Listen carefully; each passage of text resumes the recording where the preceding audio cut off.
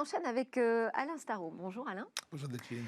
Alors, vous êtes l'auteur d'un ouvrage que j'ai présenté ici la semaine dernière. D'ailleurs, je vais rappeler le titre: Autodisruption, la transformation digitale des produits et services de l'entreprise. Vous avez à cette occasion développé l'idée qu'il y avait quelque chose d'important à prendre en compte dans la transformation numérique, c'était l'autodisruption, autrement dit, créer son propre concurrent pour ne pas se faire doubler et garder un coup d'avance. Alors aujourd'hui, ce qui m'intéresse, c'est d'avoir votre regard sur l'actualité économique sous cet angle de la disruption. Et ce qui vous a intéressé, là, cette semaine, c'était mercredi, c'était une annonce du groupe Fiat Chrysler qui ouvrait des magasins de mobilité. Magasin de mobilité. Alors, qu'est-ce que ça veut dire déjà, peut-être, hein? En fait, c'est vrai que c'est difficile aujourd'hui, ces temps-ci, pour un fabricant automobile de se développer correctement, en particulier en ville. Hein, il n'y a pas qu'à Paris, mais on n'aime pas trop la ville, la voiture en ville. Et pourquoi? Parce qu'aujourd'hui, vous avez d'une part des offres de transport en commun très développées, d'autre part des embouteillages sans fin pour les voitures, et donc des offres alternatives qui se développent. Et si on veut être confortablement installé, on a le taxi ou le VTC et sa voiture. Donc, si on ne peut plus vendre des voitures, peut-être qu'on peut les louer.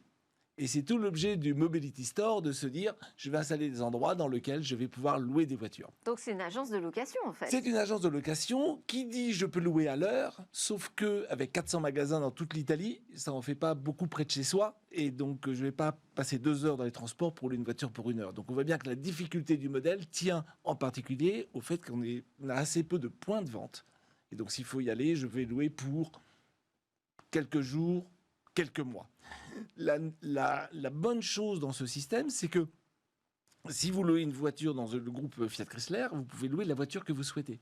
Donc ils ont mis en place une offre intéressante qui est que vous pouvez louer un jour une petite voiture, un autre jour une citadine, voire une Maserati pour les grandes occasions.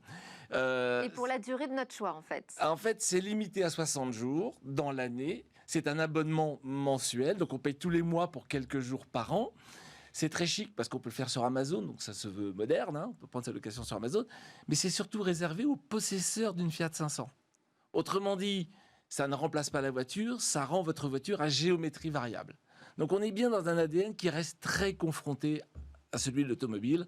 Qu'est-ce que je fais pour continuer à pouvoir vendre des voitures? Donc, vous diriez que c'est pas si disruptif que ça. Dans un monde qui n'en veut pas. Alors si on regarde bien ce que les autres constructeurs font, s'il faut répondre à une demande de mobilité instantanée. Je veux aller prendre le métro, je descends, je veux appeler un taxi, j'appuie sur mon enfin, désolé. Qu'est-ce que je fais? Eh ben, je ne peux pas louer des voitures au mois. Je suis obligé de poser des voitures dans la rue que tout le monde va venir chercher. Modèle d'Autolib qu'on a connu. Modèle d'Autolib qui n'a pas résisté. 4000 Autolib contre 20 000 chauffeurs Uber. Je ne vais pas aller réserver une voiture ou me déplacer quand si j'appuie sur un bouton, la voiture vient. Chernao, qui est la filiale de Daimler et de BMW sur ce sujet, va un cran plus loin. Elle vous livre votre voiture. C'est comme si l'Autolib arrivait en bas de chez vous, au coin devant le café. C'est pas mal, mais il faut quand même réserver. Donc il semblerait qu'aujourd'hui, si on veut répondre à une demande instantanée, on n'a pas d'autre solution que de mettre un chauffeur dans la voiture qui apporte la voiture devant chez soi. Et c'est donc Uber. C'est peut-être aussi le plus économique parce que ça coûte très cher de mettre des voitures disponibles partout dans la rue qu'on peut prendre à n'importe quel moment. Exactement, c'est le plus économique. Et donc aujourd'hui, aujourd'hui à l'instant T, hein, le bon mouvement pour un constructeur automobile est peut-être de se lancer dans les VTC. Si on regarde les VTC, le dernier VTC libre s'appelait chauffeur privé, a été racheté par qui? BMW et Daimler. Et quand vous dites ça, se lancer dans le VTC, c'est fournir la voiture ou acheter vraiment le service? Et alors voilà, si on fournit la voiture, eh bien on fait comme Renault qui vend des voitures à Uber. On fournit quelques voitures.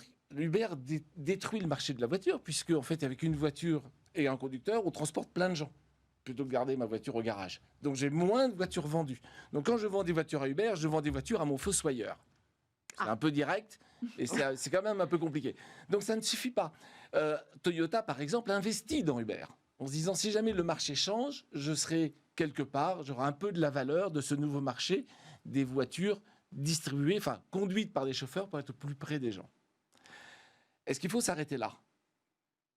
En fait, quand on regarde bien ce que fait Toyota avec Uber, ils vont un cran plus loin. Ils se disent c'est quoi le coup d'après?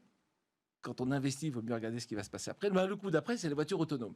Toyota et Uber co-investissent dans les véhicules autonomes. Et quelle est la force d'un véhicule autonome? C'est que votre Autolib, il vient vous chercher.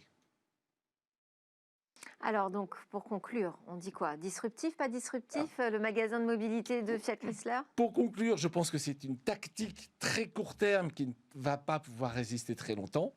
La bonne nouvelle, c'est qu'à côté, Fiat Chrysler a un deal avec Waymo pour développer des véhicules autonomes. À suivre. Merci beaucoup Alain Staron, PDG d'Amborella, et Francesca